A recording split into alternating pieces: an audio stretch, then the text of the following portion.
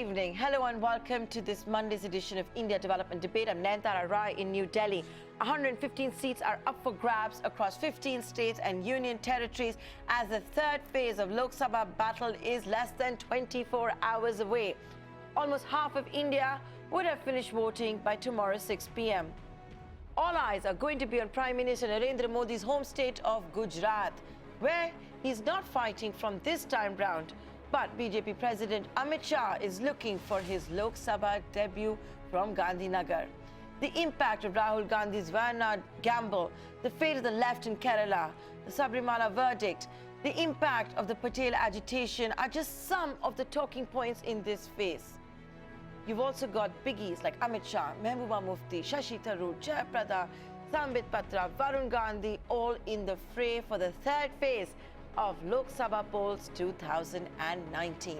Can BJP sweep Gujarat like it did in 2014? Has the CPM lost its sheen in Kerala? Can the Congress hold back its traditional seats in North Bengal? We're going to know all of that only on May 23rd. But let's talk about the third phase of the general elections. Joining me, Shaina NC, the spokesperson for the Bharatiya Janata Party. We've got Sharan Singh Sapra, the spokesperson for the Congress. Sanjeev Srivastava, the political commentator. You see him very often on ET now. You also have Tejas Mehta, a well-known political commentator. I'll come to you first, Shaina NC, and I'm going to begin by talking to you about the big topic of today. It seems to be about Rahul Gandhi's apology to the Supreme Court, saying he regrets the comments that he made post the Rafale verdict, the review petition. It's happening a day before the Lok Sabha third phase.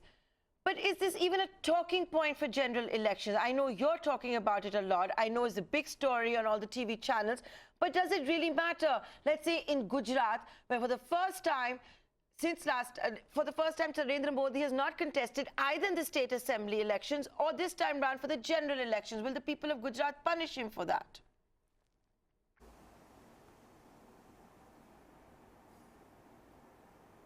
Punish him for what?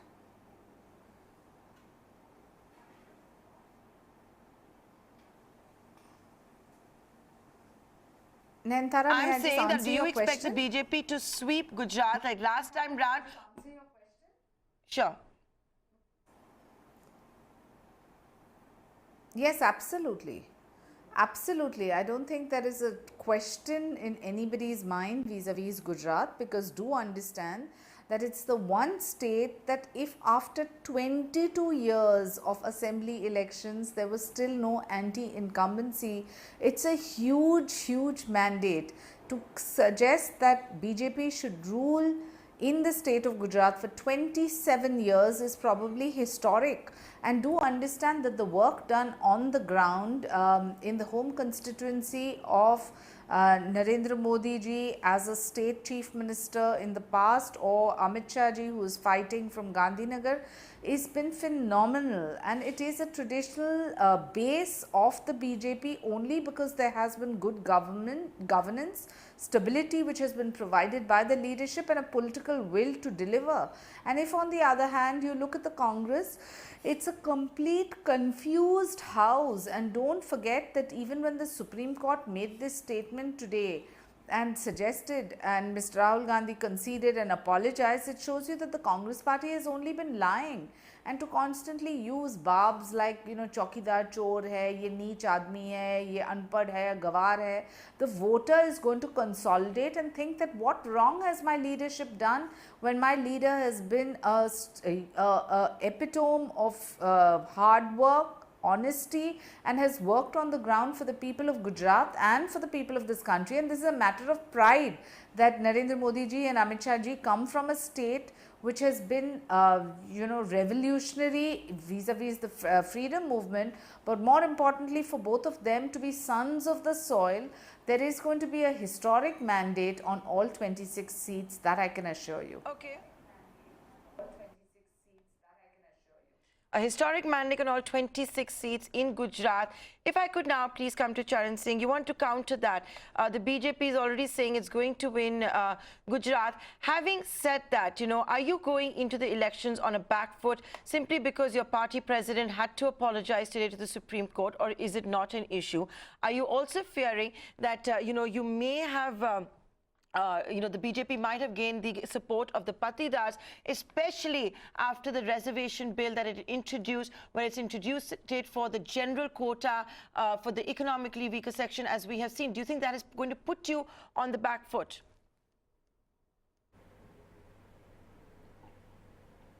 No, not exactly. See the issue of the Supreme Court. I don't think so that's the real issue on the ground. The real issue on the ground is the rising unemployment, the farmer distress.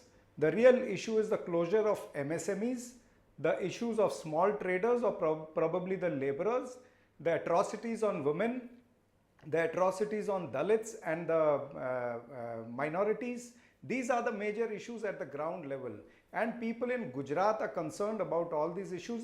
I would like to remind you that even in assembly elections, Amit Shah and Narendra Modi had given a slogan कि अब की बार 150 पार यानी 150 पार. But what happened? They had to just wait at 98 or 99 seats.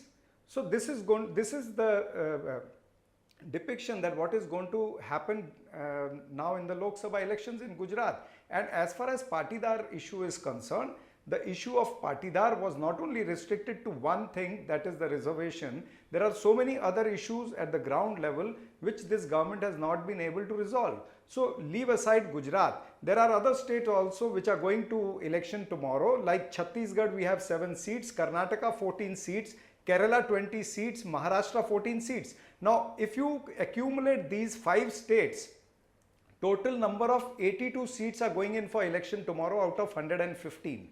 Now in all these 82 seats, Congress had just 9 seats in Karnataka, we had just 9 seats in Kerala, Maharashtra we had 2 seats, Chhattisgarh we had 1 seat.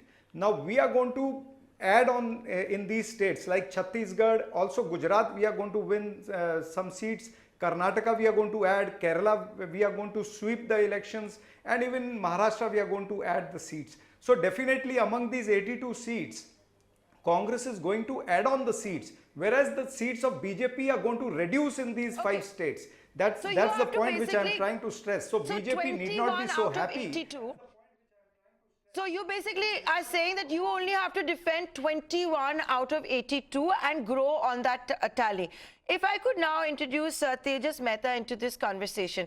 Shaina NC very convinced that the BJP is going to sweep Gujarat, is going to repeat its performance. Charan Singh saying the early indications were there in the assembly polls. You saw what happened. Let's also not forget that Rajya Sabha election, it was literally a pot boiler taking place. A very close call. I don't think anybody's ever followed a Rajya Sabha seat like that.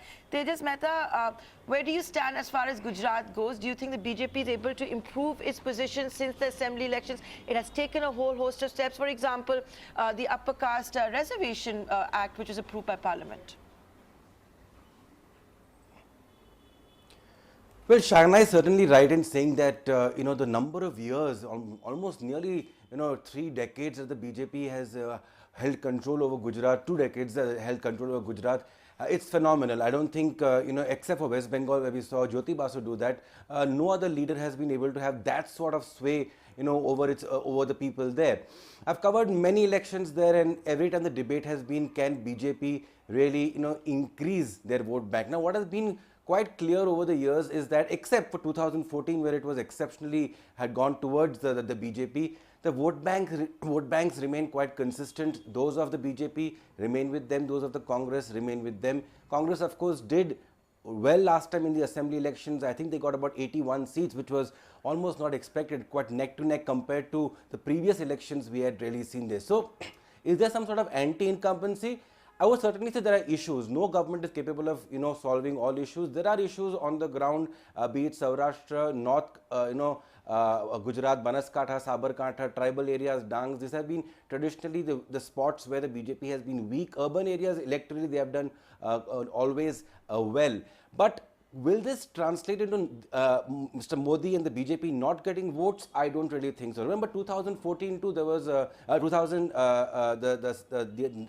assembly elections. There was a huge issue regarding traders, and that there was a lot of the protests and in the Congress tried to take maximum advantage of that. But at the end of the day, the traders went with Narendra Modi. This happened also during the 2014 elections.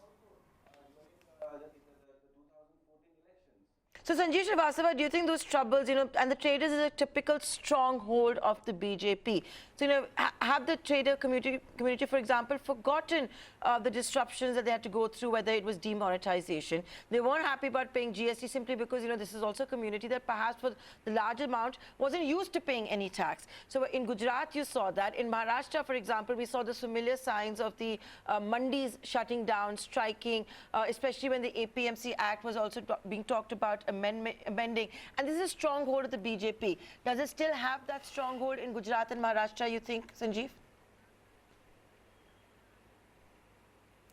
I think the traders will still go with the BJP because because a lot of them are Marwadis and Gujaratis, castes and communities which traditionally support Mr. Modi in particular and BJP in general.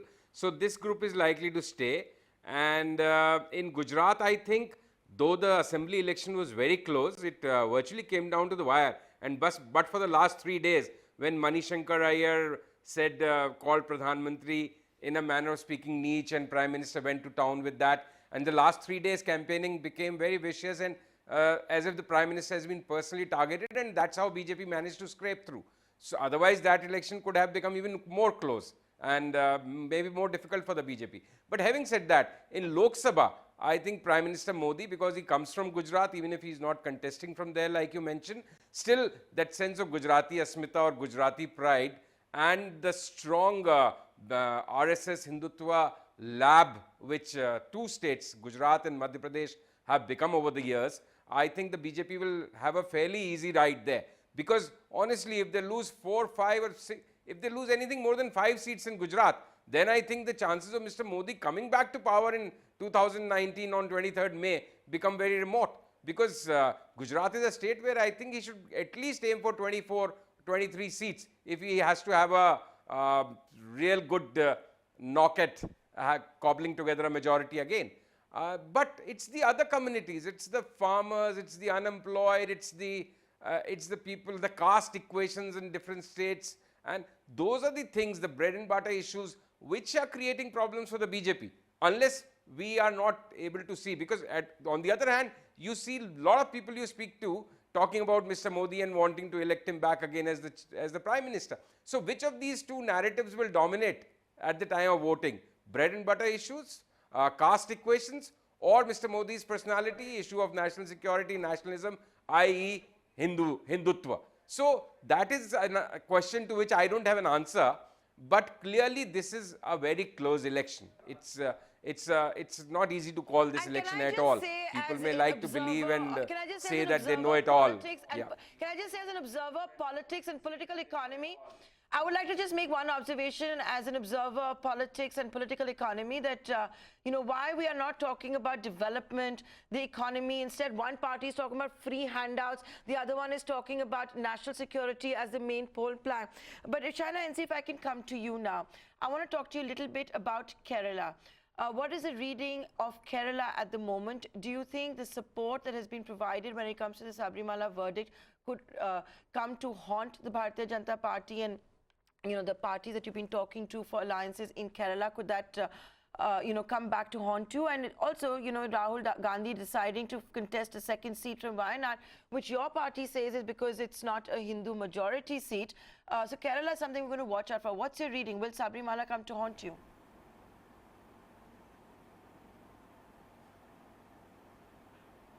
Firstly, Sabarimala was never an election issue. And Nantara, please remember that our party leadership said on record that when it comes to certain matters of faith and belief, and when you have devotees that are present in lakhs and lakhs who happen to be Hindu women, who they themselves do not want to enter Sabarimala, we must understand that there is a local aspect that needs to be looked into, and this was not a question of gender equality, rather it was a matter of faith and belief, because there are many other temples where the devotees could have entered, and there are many where the men are not allowed to enter. So in that viewpoint, I don't think you should mix this up with the election. However, there is a strong feeling that in Kerala, whether it is killing of RSS Swayam Sevaks or whether it was the law and order situation with the Kerala government, was never able to contain. there are a certain sentiment which was brewing and is brewing in Kerala, which is very, very anti the government. And as far as Mr. Rahul Gandhi contesting from the second seat, in anybody's case, they are welcome to participate or contest from whichever part of the country. But it is a clear direction that he is losing miserably in Amethi, and that's why, to safeguard his interests, he has chosen probably one of the safest constituencies in the country only as a backup, or only to save face, so to speak. I don't see the Congress party doing well in 2019 because they really have no vision. Their only vision plan has been target Prime Minister Modi, call him a chokidar chor hai, use words like neech, use words like unpad, gawar, and all kinds of derogatory adjectives to try and hog few moments of glory vis-a-vis the media. So it's photo optics and theatrics, which I'm sure the intelligent people of Kerala will reject totally. And as far as vote share goes, I'm sure the vote share of the BJP will increase substantially. You know, Charan Singh, clearly, you know, Rahul Gandhi decided to maybe also contest to try and make inroads into South India. Has that gamble paid off at all? And Shaina NC believes that, you know, it's just a matter of being safe because Rahul Gandhi is going to lose miserably to Smriti Irani in Amethi, which is a Gandhi bastion. See, Shaina has all the right to say whatever she has said. She can be in the, like, you know, Alice in the Wonderland. But the fact is that Rahul Gandhi ji, he wanted to give a message to the southern India, and he has given that message. You see, this will add on to the advantage with seats of Congress increasing in Kerala as well as in Karnataka also. So we wanted that impact to go in southern India. We will also get an advantage in Tamil Nadu with that. So I feel we have done whatever we wanted to do. And Shri Rahul Gandhi is not running away from Amethi. He is contesting there also. And in fact, the similar thing happened with Narendra Modi when he contested from Gujarat also and from Varanasi also. Why he left his hometown and came to Varanasi? That is a question which we can also ask Narendra Modi. But doesn't matter, the constitution allows us to do that. So Narendra Modi also contested from 2 seats. Nobody questioned him. And now when Rahul Gandhi is wanting to contest from 2 seats, he wants to give a message to the southern India. I don't know why BJP is trying to create a fuss about it. But the real issue is that Kerala we are going to sweep. Chhattisgarh we are going to gain massively. Now these are the seats which are going to add on to the Congress kitty, which nobody can stop. Whatever the Prime Minister may talk today, he might go into rhetorics of, you know, polarization, he can go into rhetorics of nationalism, but I don't think so that people are buying these ideas at the ground level, especially in the states which are going for election tomorrow.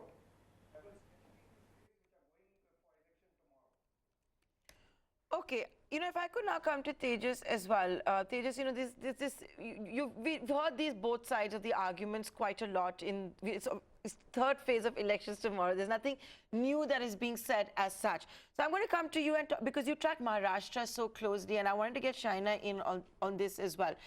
You know, one of the big issues in Maharashtra has been farmer distress. Now, this is a government which has also, for example, said hike the MSP to the highest level ever that has been announced. It's done stuff for sugar cane farmers where it increased the prices a couple of times. They come out with these sugar bonanzas.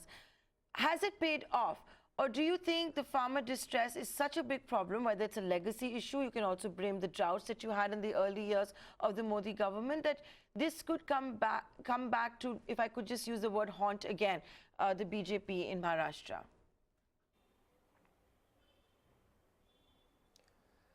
Well, could more have been done? Certainly. I mean, the MSP came quite late in the day. It had been increased much earlier. It was a promise which Mr. Modi gave almost every, you know, Chai Pe Charcha it did in 2014. So it should have been acted much earlier because it was something which was, you know, one of the most obvious, you know, key issues for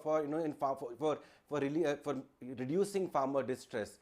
Yes, the legacy issues are there. You know, such a big problem you cannot resolve in simply 5 years, any government.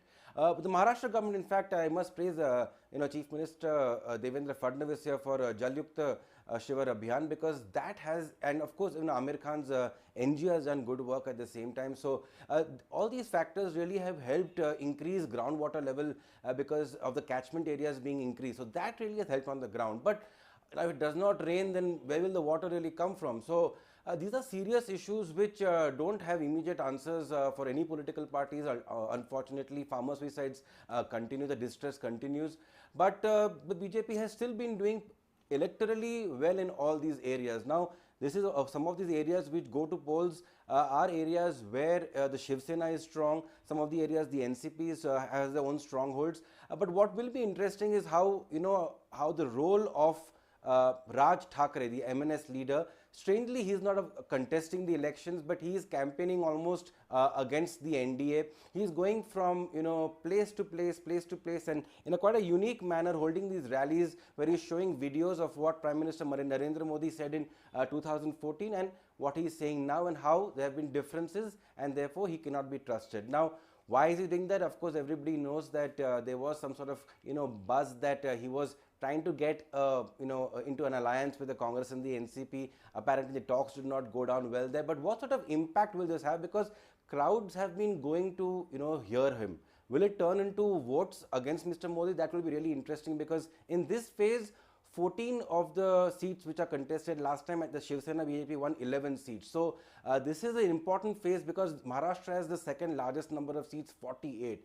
At the same time, the Congress, we are seeing, the leader of the opposition, Mr. VK Patel, his son Sujay has joined the Congress party and is contesting the elections. And now you have the leader of the opposition, going to campaign for his son. I mean, it's completely bizarre as to how this can even be, this can allowed to be happen. So I really feel this is going to be a tough area for the BJP, especially the Marathwada region, North Maharashtra, Jalgaon area, Nanded area. All these areas are really dry, and the drought issues will certainly pop up, but a tough fight. Yeah.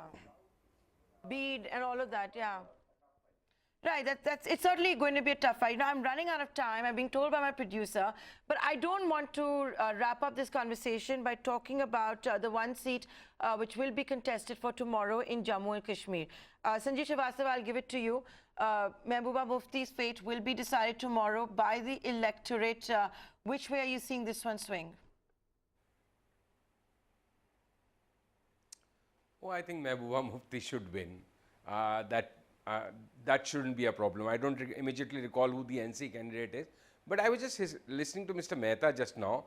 And if the Maharashtra election, my understanding is that the Shiv Sena BJP alliance is working well on the ground despite all the problems they had.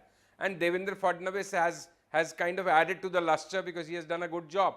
But if it is really as it's different in Nanded, different in Vidarbha, different in Marathwada, somewhere else. So if it's a seat by seat contest, then the BJP is in trouble. The BJP can only win 2019 if there is a general undercurrent and a thread which is at least running through each state, if not the entire north, central and western India. Because south we know is behaving and voting differently, except Karnataka. So I, at the end of the day, don't believe in this micro analysis. If the micro thing happens, then we are heading for a very interesting result. It is going to be a macro uniform picture if Mr. Modi has to come back.